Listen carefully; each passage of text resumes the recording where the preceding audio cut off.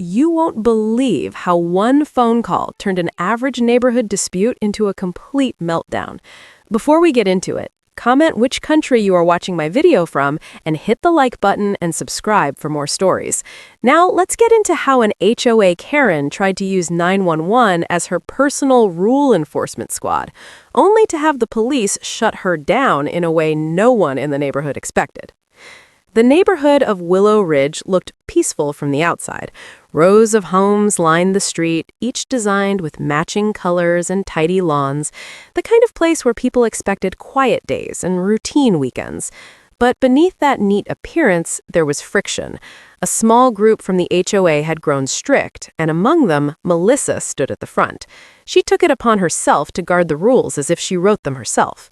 At first, her behavior was a mild annoyance. She pointed out trash bins left too long at the curb. She reminded someone if their grass grew a little uneven. Homeowners tried to stay on her good side, or at least avoid her. But this changed when a new homeowner, a schoolteacher named Laura, moved in. She bought a modest home with a small yard, and her first project was repainting her fence. She loved warm colors and chose a shade that gave the fence a welcoming look. Neighbors complimented it quietly, but they also shared knowing glances because they all expected a storm.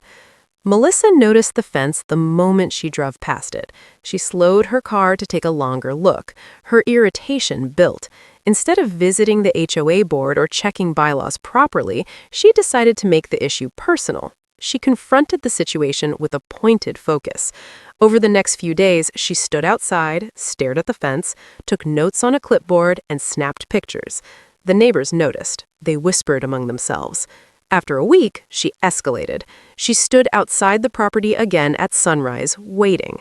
When she noticed a minor change in the landscaping, she took it as another offense. She believed she had the right to demand compliance. But she did not consider the actual rules, which allowed custom colors with approval. The tension rose when Melissa left formal notices taped to the door. She wrote violations with her own dramatic flair rather than using the HOA's standard format. She believed she held authority. The neighbors watched, hoping the situation would settle. Instead, it hit a new peak on a Saturday morning. A landscaper arrived to trim the bushes along the front yard. This seemed like an ordinary task, but for Melissa, it was an opportunity. She claimed the bushes extended 2 inches past a line she thought marked the property boundary. She rushed over, phone in hand, pacing in tight circles. She believed this was the moment to act. She dialed 911. The call was full of urgency. She claimed a serious violation was taking place. She insisted police needed to step in. She described the landscaper as a threat to property order. She expected the officers to arrive and force compliance. She expected the new homeowner to learn a lesson. Word spread quickly among neighbors. People stepped outside or watched from windows. Some recorded the scene. Kids on bikes slowed down. A few pulled out phones to share it online. 2 patrol cars arrived. Officers stepped out expecting something that matched the urgency of the call. Instead, they found a landscaper trimming shrubs and a homeowner sitting in her yard with gardening gloves. The officers realized the call had been exaggerated. Melissa hurried towards them with her clipboard, expecting support. She pointed toward the fence and bushes, ranting about rules and bylaws. The officers listened with controlled patience. When she paused, they walked across the yard and looked at the property. They checked the landscaping. They examined the fence. They asked for the official HOA documents.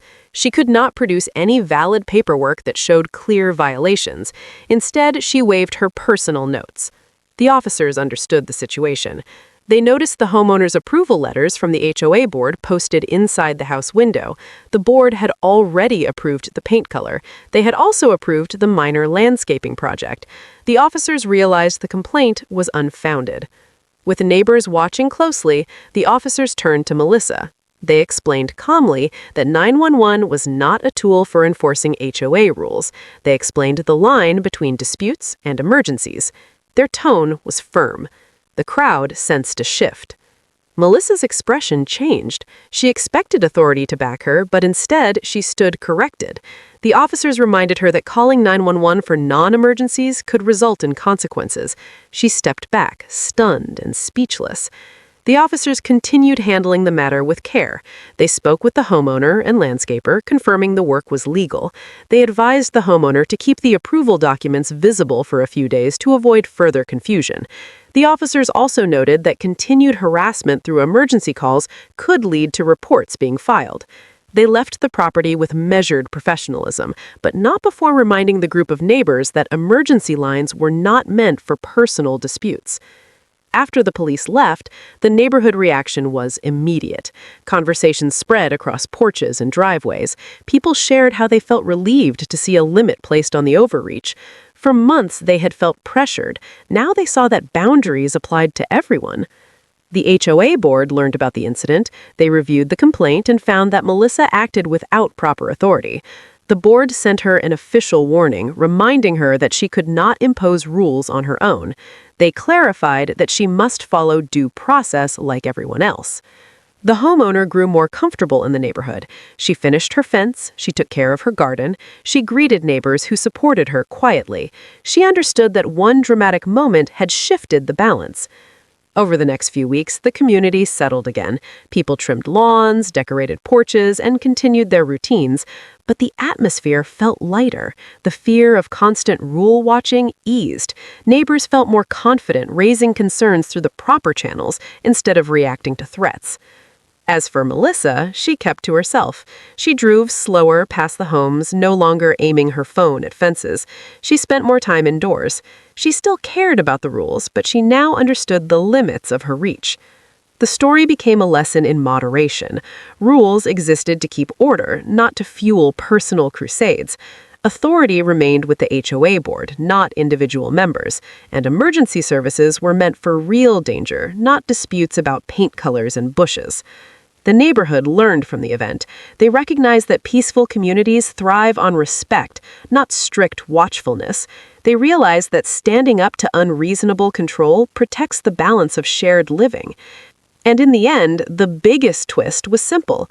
The police, often expected to take the strict side, defended fairness instead. They shut down an attempt to weaponize 911 for personal enforcement. The neighborhood saw that authority can also protect against overreach.